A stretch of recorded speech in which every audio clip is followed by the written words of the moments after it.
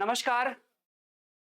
जैसा कि आपको पता है कि बीपीएससी करंट अफेयर्स में जो बीपीएससी का जो जीएस का पेपर 1 का सेक्शन 2 है उसमें करंट अफेयर्स पूछे जाते हैं 114 अंक का। और उसके अलावा जो जीएस का पेपर 2 है उसके जो पॉलिटी वाला सेक्शन है, ज्योग्राफी और इकोनॉमी वाला सेक्शन है और साइंस टेक वाला सेक्शन है, उसमें भी करंट अफेयर्स पूछे जाते हैं।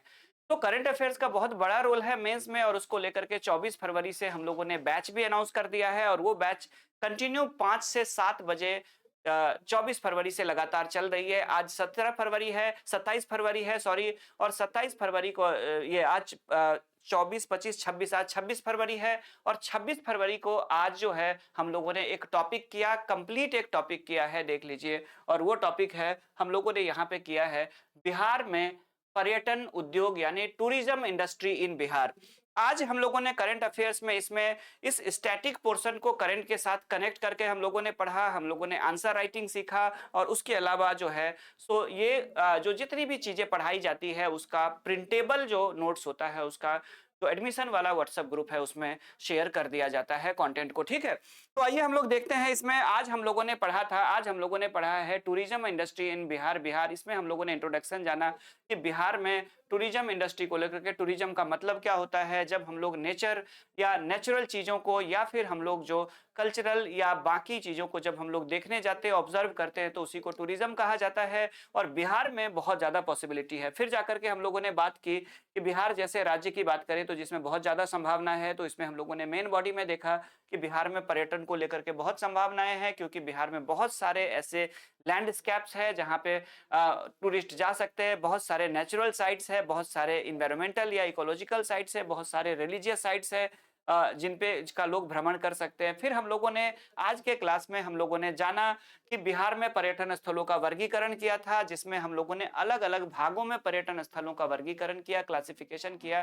जैसे धार्मिक पर्यटन अलग होता है, पारिस्थितिकी पर्यटन अलग होता है, साहसिक पर्यटन यानी एडवेंचर टूरिज्म अलग होता है। इस तरह से हम लोगों ने डिफरेंट टाइप्स में टूरिज्म को बांट करके हम लोगों ने देखा कि इन टूरिज्म्स के जो अलग अलग सेंटर्स है वो बिहार में कहाँ कहाँ है। और उसके बाद जाकर के फिर हम लोगों ने देख लीजिए कि क्या क्या चीजें जानी। हम लोगों ने जाना इंट्रोडक्शन में हम लोगों ने देखा कि कैसे ये मैक्रो इकोनॉमी को डेवलप करता है और टूरिज्म क्या होता है। फिर उसके बाद जाकर के हम लोगों ने possibility of tourism development in Bihar यानी बिहार में पर्यटन के विकास को लेकर के क्या क्या संभावनाएं हैं उन पे हम लोगों ने बात की। उसके बाद जाकर के फिर हम लोगों ने बात की कि बिहार में जो टूरिज्म इंडस्ट्री है, ये टूरिज्म जो प्लेसेस है, टूरिस्ट प्लेसेस है, उसका क्लासिफिकेशन किया हम लोगों ने, उनको क्लासिफाइड किया यानी पर्यटन स्थलों का वर्गीकरण किया। और लैंडस्केप के अंतर्गत कौन कौन से भूदृश्य है बिहार में देखने वाले उसकी बात की।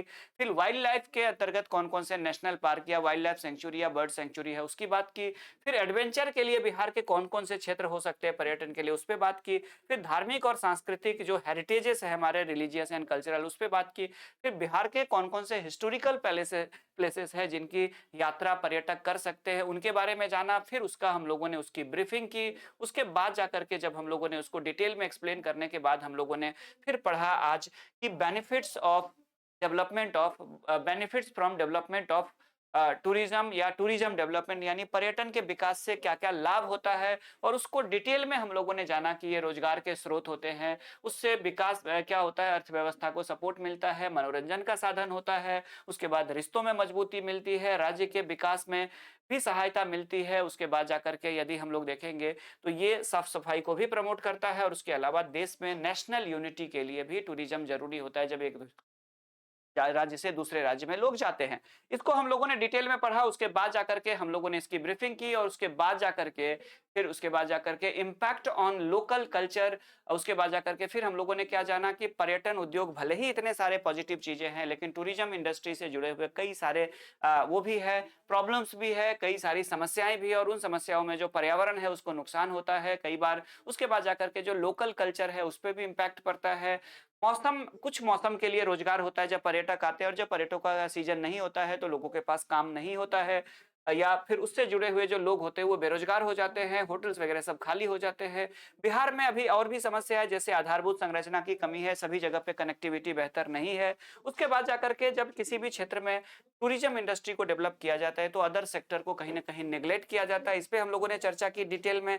फिर जाकर के कई बार टूरिस्टों के साथ मिसबिहेव किया जाता है, चाहे वो गाड़ी वाले के द्वारा हो, होटल वाले के द्वारा हो या आम पब्लिक के द्वारा भी कई बार विदेशी पर्यटकों के साथ अपराध की घटनाएँ या मिसबिहेव की घटनाएँ देखने को मिलती है, जो कि चिंता का विषय है। उसके बाद जाकर के हम लोगों ने हाल के विकास क्रम की बात की, आज डिटेल से चर्चा की रिसेंट डेवलपमेंट। और रिसेंट डेवलपमेंट में हम लोगों ने देखा कि क्या-क्या हुआ है। बिहार सरकार ने, बिहार का पर्यटन जो विभाग है, उसने बिहार में पर्यटन को प्रमोट करने के लिए पर्यटन क्षेत्रों को डिफरेंट 9 सर्किट्स में बाँटा हुआ है। बौद्ध circuits, eco tourism, Jain circuit, Ramayana circuit, Sufi circuit, Shakti circuit, Shiva circuit, Gandhi circuit और सिख सर्किट।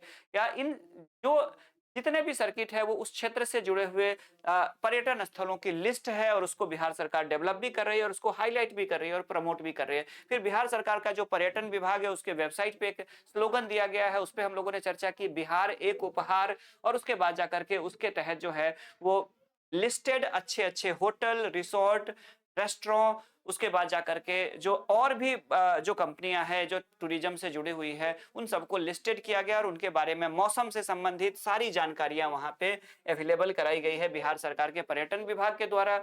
उसके बाद जाकर के जब हम लोगों ने इन सभी चीजों को जाना, उसके बाद जाकर के हम लोग कंक्लूजन पे पहुंचे।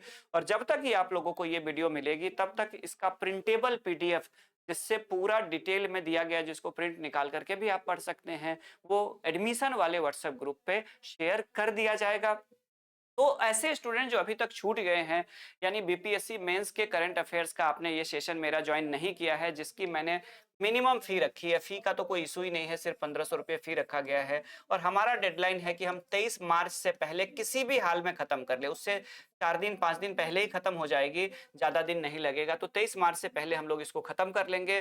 पूरी कंटेंट की जो डिटेल है इंग्लिश हिंदी दोनों में व्हाट्सएप ग्रुप पे भी शेयर किया जा रहा है, यानी प्रिंटेबल भी पीडीएफ, आंसर भी चेक किए जा रहे हैं। तो आप लोग जरूर जुड़िएगा। मिलते हैं हम लोग फिर कभी। तो जो छूट गए हैं वो लोग जल्दी से ज्वाइन कर लीजिए। हालांकि अब लगभग सीट फुल होने वाला है, इससे ज़्यादा स्टूडेंट्स को मैं संभाल भी नहीं पाऊंगा। उनके अगर लगातार सबके आंसर लिख करके आने लगे तो उतने आंसर मैं चेक भी नहीं कर पाऊंगा आसानी से। लेकिन फिर भी 2-4 जो लोग छूटे हुए वो जल्दी से आप लोग जुड़ जाइए। और प्ले स्टोर पे जाकर के JH एजुकेशन ऐप को डाउनलोड कर लीजिए, कोर्स पे सर्च कीजिए, कोर्स में आपको बीपीएससी 17वीं करंट अफेयर्स का कोर्स दिखेगा और उसको जल्दी से आप लोग ज्वाइन कर लीजिए और अपनी सफलता को सुनिश्चित कीजिए। तो धन्यवाद सभी छात्रों को, धन्यवाद। मिलते हैं कल अगले क्लास में, किसी सेशन में आपको इसी तरह की जानकारी लेकर के आएंगे। धन्यवाद, thank you, have a nice day.